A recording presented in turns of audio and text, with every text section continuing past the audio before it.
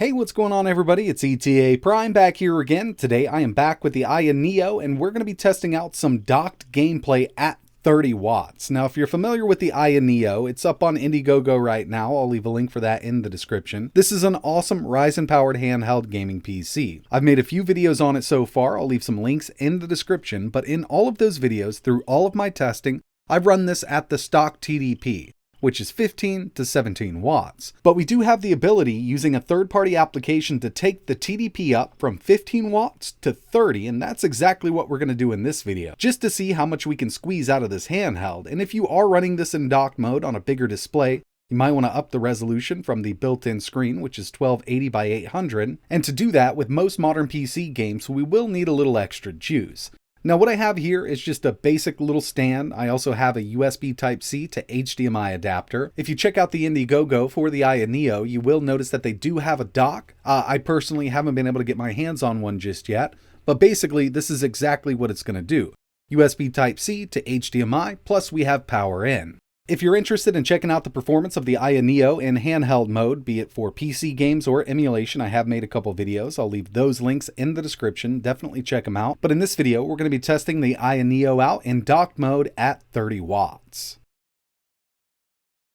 All right, so let's go ahead and jump right into it. As you can see, we have that Ryzen 5 4500U, 16 gigabytes of LPDDR4X RAM running at 4,266 megahertz, and the built-in Radeon graphics.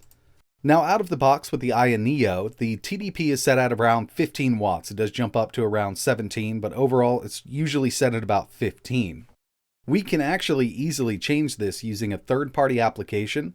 There's several out there, but I prefer using the AMD APU tuning utility, and I'll leave a link for this in the description. Basically what you're going to do is just download the file, extract it, and start it up. There's an exe in there. It's going to look something like this. Now we have these pre-made presets, which is great to start with. So if we go to APU series, 4000, and we have our APU right here, the 4500U. If I was just to apply these settings here, it would be at 25 watts, but we don't have a long boost duration or anything like that, so I usually go with a custom preset. And with this here, I set my temp limit to 95, TDP at 35, long boost TDP, 30 watts. For the long boost duration, 3004, short boost TDP at 30, and the short boost duration can only go up to 120. I wish we could go up a little higher than this, but unfortunately, that's about it. After I set these, I click apply, and we're now running this at 30 watts. I personally wouldn't recommend doing this on battery, but if you do have this plugged into a power source, there's really no reason it shouldn't work for you, and even the temps on the CPU running it at 30 watts are pretty good for this little tiny handheld, as you'll see in this video. So first up, we have Overwatch 1080p medium-low mix settings. We're at 30 watts, as you can see up in the top left-hand corner with Afterburner, and I got an average of 98 FPS here. I think I could have taken everything up to medium and got over 60 at 1080p with this little handheld. But initially, going into this, I just had a medium-low mix, and I figured I'd go ahead and stick with it. It still looks great at 1080p, and this is fully playable here.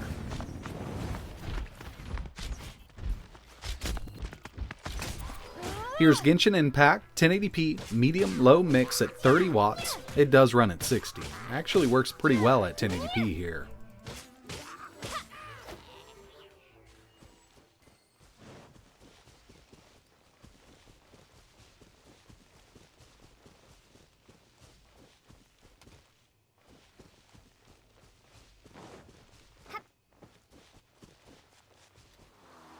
Next on the list, Forza Horizon 4, 1080p low settings, and this was pretty impressive. I got an average of 61 FPS out of it. You could drop it down to very low if you wanted to, but I just kept it at low, 1080p, and at 30 watts, it performs really well here.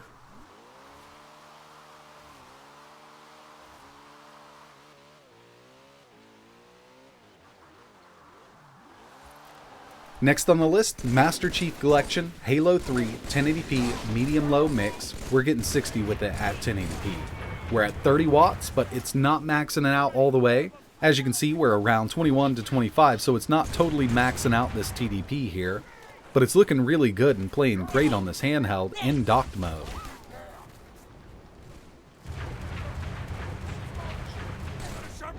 Next on the list, Borderlands 3, 720p, low medium mix, and I got an average of 51 FPS out of this at 30 watts. And just to give you an idea, at 15 watts in handheld mode, 1280 by 800, which is the built-in screen resolution, low settings, I got an average of 37 FPS. So taking that TDP up definitely helped out with this game a ton.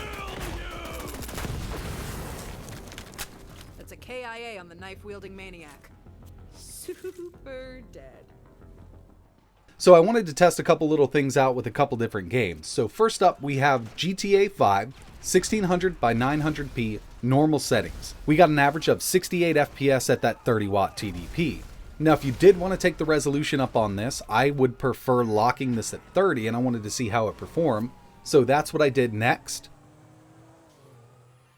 Here's the same game, GTA 5, locked at half VSync, so we're at 30 FPS, 1080p, normal high mix, and it will run at 30 all day like this. And taking a look at the CPU wattage, we're only around 19. And if you did want to run this with an unlocked frame rate, you can get an average of 48 out of it with the same settings we see here.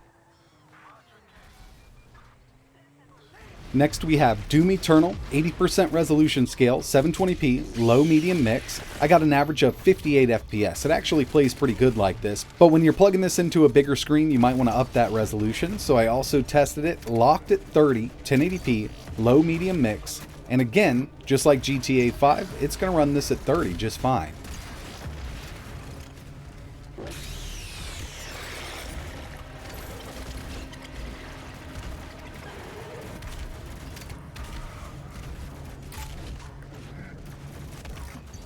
Now when it comes to Red Dead Redemption 2, I didn't see much of a jump in performance going from that 15 watts up to 30 because after running this benchmark, I only averaged 38 FPS, and on 15 watts with the built-in screen, I was at 36.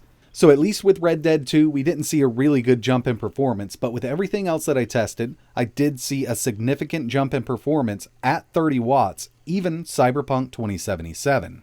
So here we are, Cyberpunk 2077, 70% resolution scale, 720p, low, at 30 watts, I got an average of 48 FPS. In my experience, this is an 18 FPS gain over 15 watts.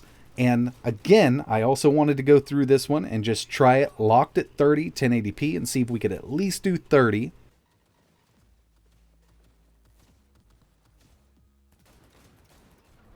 It does it at 30 watts. 70% resolution scale, locked at 30, 1080p low, 30 FPS. And this isn't bad at all. This is actually the performance I was seeing at 1280 by 800 on the built-in screen. Same settings here, but instead of 1280 by 800, we're at 1080p.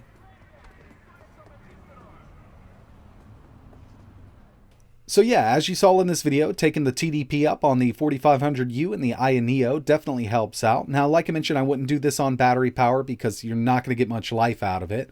But when this is in dock mode and plugged into power, even the temps on the CPU were pretty good. The highest I saw it go up to was 85 degrees Celsius, and I set the thermal throttle limit of 95 degrees Celsius in the tuning app, so we're well under that thermal throttle limit.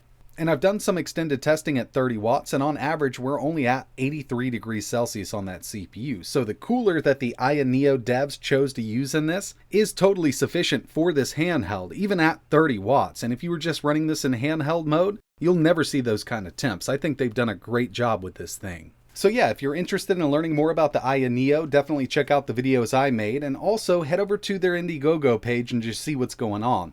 The unit I have in my possession is actually the Founders Edition. It was launched in China, but now they have the Indiegogo going up for the rest of the world, and they're offering two different color variants. They have the Light Moon and the Dark Star, so black or white. Unfortunately, you can't get this clear anymore. But overall, I am a big fan of this handheld, and I've done a lot of testing on it, so I mean, if it's not up to par, this isn't something you have to buy. But if you've been looking for a good Ryzen-powered gaming handheld, this is your best bet right now. But that's going to wrap it up for this video. Really appreciate you watching. If you have any questions or you want to see anything else running on the Aya Neo, just let me know in the comments below. We can even take this TDP as low as 5 watts to get more battery life out of it. But personally, I wanted to see how far we could push this, and 30 watts is definitely the limit, but it does perform well in dock mode. But that's it for this one, and like always, thanks for watching.